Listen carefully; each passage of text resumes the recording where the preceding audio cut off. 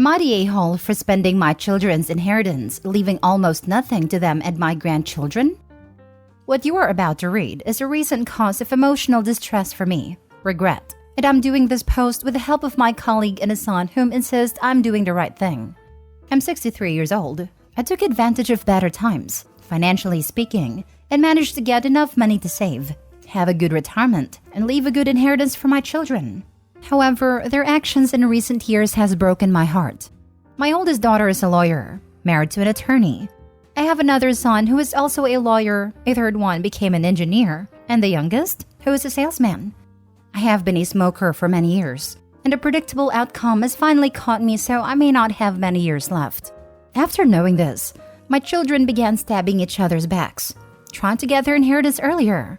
Initially were frequent verbal discussions that escalated to legal battles. The boiling point came when my daughter forged her brother's signature to take their part of the inheritance while I was being treated at a hospital. Now, none of the siblings can see each other in the eye and only talk through lawyers. Saddened by the situation, decided to spend the money, thinking that if all of it is gone, they would have no more reasons to fight. I donated to charities, bought my wife beauty items, went on vacations with her paying for the better-looking hotel rooms, no planes because of COVID travel restrictions, gave my grandkids expensive gifts, bought my dearest friends and colleagues better equipment to improve their work.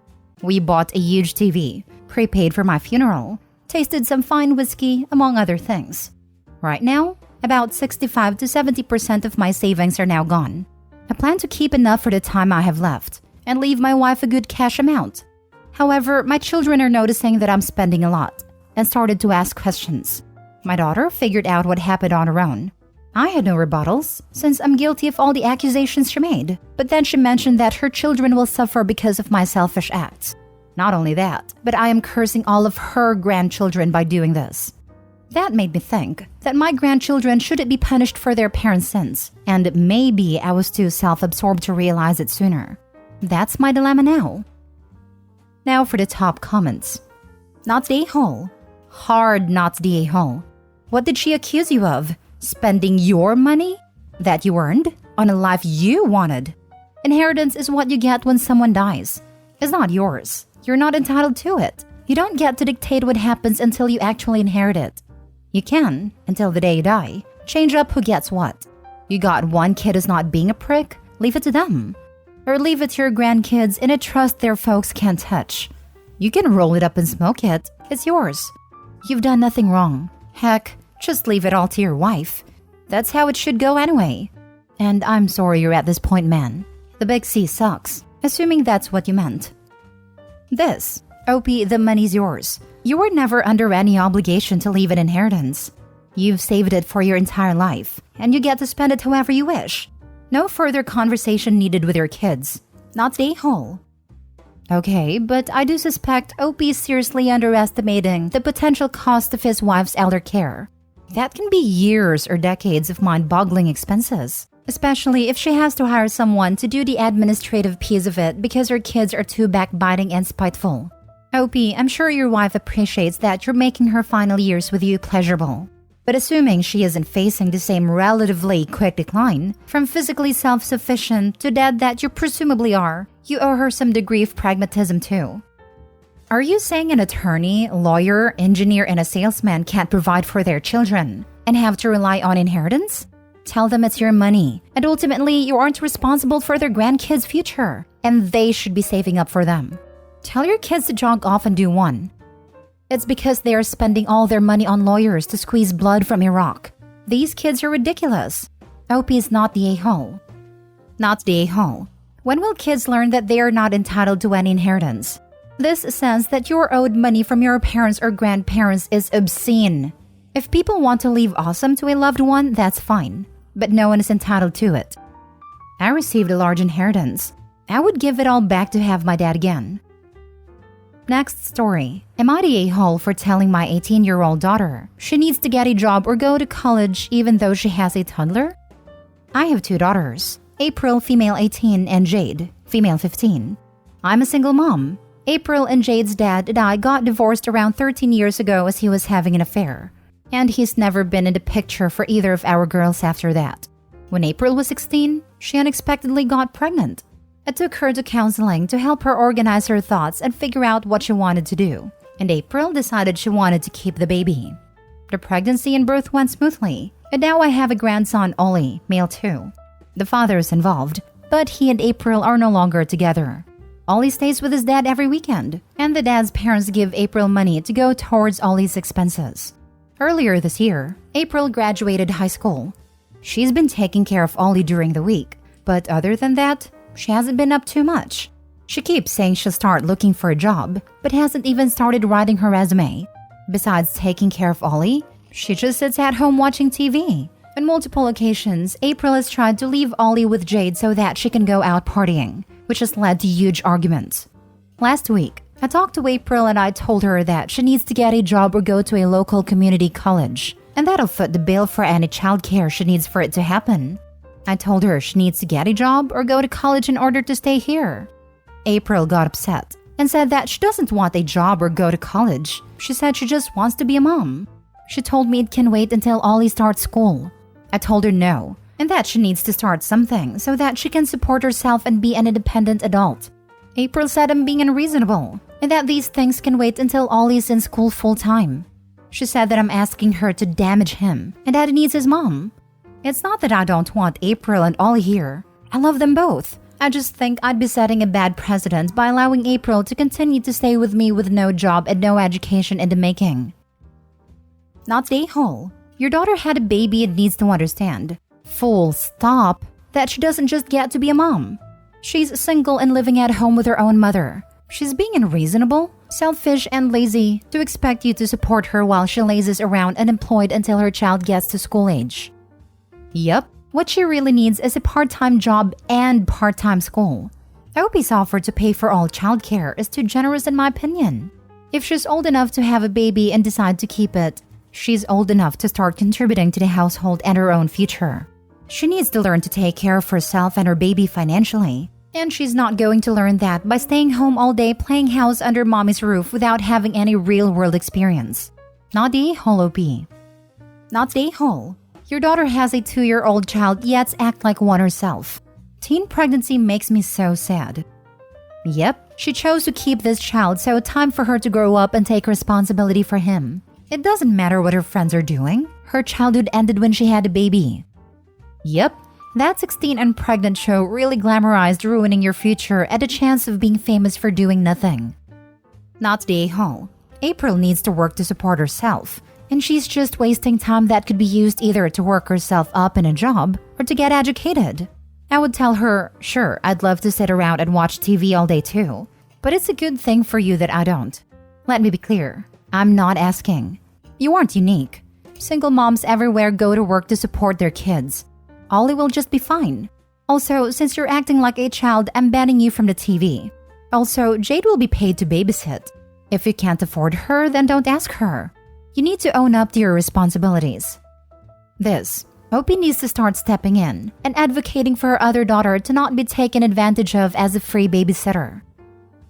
Next story. Am I the a-hole for asking my pregnant girlfriend to pay for or replace my meal because she ate all of it? I'm 26 male, been with my girlfriend 29 female for going on 2 years. Before we ever met, she and her sister had been working on her being a surrogate for her sister and her sister's husband. Global things delayed that. We talked about her agreement before we got together and now she's pregnant for them. She's staying with them for now, but she comes over to my place frequently to spend time with me when she's free. It's not so bad, but either she raids my kitchen or she complains nothing looks good and wanted me to keep some of her eventual cravings on hand. My parents came to visit me and asked me if I wanted them to pick anything up for me on their way. They had to pass one of my favorite restaurants to get here, so I said yes. They showed up. We visited with each other. I ate a little bit of what they bought me since I wasn't really hungry yet and put the rest in the fridge for dinner that night. My girlfriend wound up coming over for a bit after they left. She got hungry and wanted a snack and came out with a container I put my leftovers in and goes, "Can I have some of this?" I told her yes. She came back with a plate and she didn't take some of it. She took all of it and put all kinds of stuff on it, so we couldn't even share. I told her that I said she could have some, and she just ate all of what I intended to have for dinner. So I asked her to either send me money to pay for so I could go get some myself, Or she could make the drive and get me another order. She didn't want to drive that far, and she didn't think she should have to pay me anything. I told her she should, because it would just be nice of her to do since I get she gets cravings. But it's not like she's pregnant with my kid or we live together. She left at that point. Left half the food uneaten, and I wouldn't eat it because of what she put on it. A couple hours later, my mother called. My girlfriend texted her about what happened. My mom gave me an earful about how I have no idea what it's like for my girlfriend right now, and I need to be supportive and let things go. Now for the top comments. Not today whole, regardless of how special the meal was, or your willingness to share it, or how much it cost you, or whatever her condiments did to his palatability. She didn't think anything about taking your whole dinner and not replacing it. Then she used her pregnancy as the excuse. You don't live together, so I'm guessing you don't share expenses or grocery shopping. It's not the norm that all food is automatically shared food. People who fail to read your post will only see pregnant girlfriend and not girlfriend as a surrogate for a family member. That means you're not going to be raising a child together, or any of the other reasons people will throw at you for their outrage. She took your food. You ask her to replace it or throw you some cash. That's reasonable. So wait, she's probably getting paid to be a surrogate or at the very least getting free room and board. And he is expected to pitch in on the situation by being her second pantry? For a pregnancy he has nothing to do with.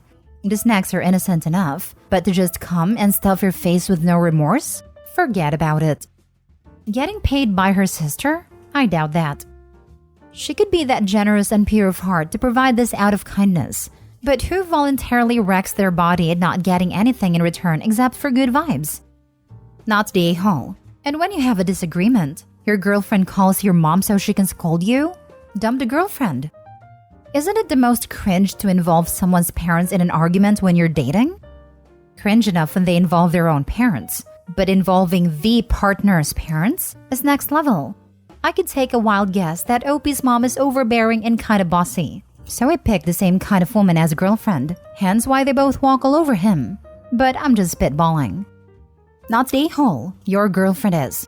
Being pregnant does not mean you can raid the fridge of a house you don't live in. She should ask prior to her fridge raiding and replace items when asked. Been pregnant, and it is not an excuse to be greedy or rude. Girlfriend definitely needs to pay OP. Not the a-hole. Last story. Am I the a-hole for telling my husband I'd rather nobody use my holiday booking out of spite? My 23 female husband, 27 male, and I have been together for 5 years, married for 3. We're both athletic people, or at least I used to be, so we've been planning a holiday for the past year. Without going into major details, it's an expensive holiday by my standards, and it would have involved a lot of hiking. I was looking forward to it. I was in an accident recently, and once again, without going into much detail as it's triggering, lost my leg. It's upsetting, but I'm not in a place to openly speak about it outside of therapy. Obviously, due to this recent restriction, I'm unable to do what we'd planned for our holiday. I hadn't thought about a holiday.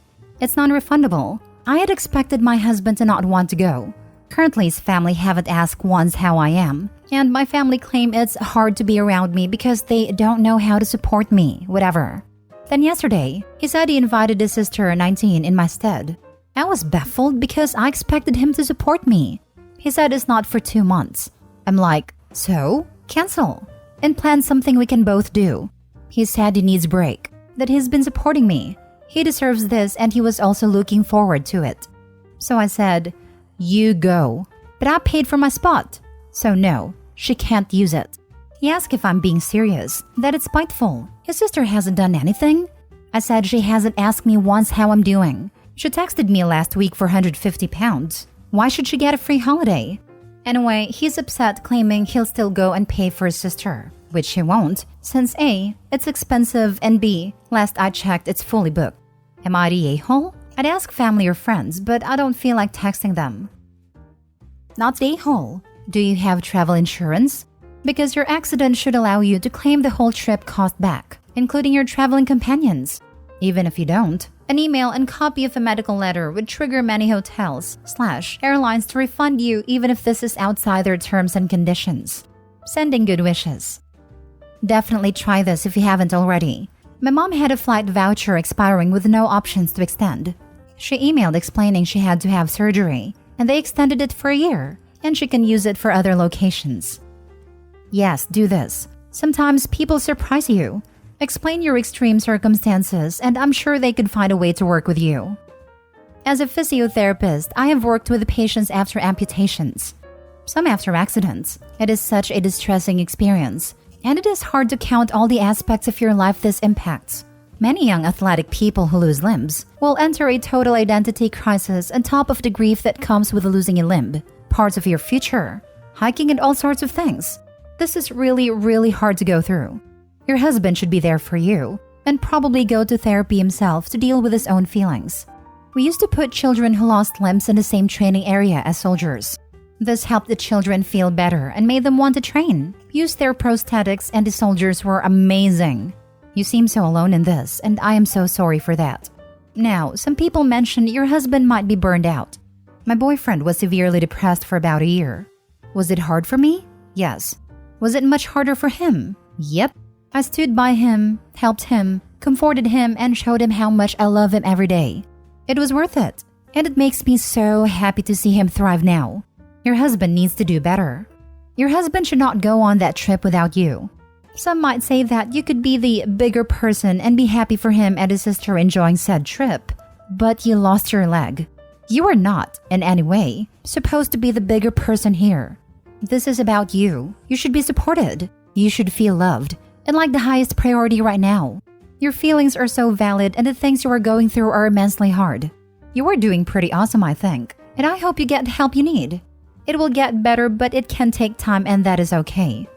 Not stay home. You have experienced something very traumatic. Things should be about you at the moment.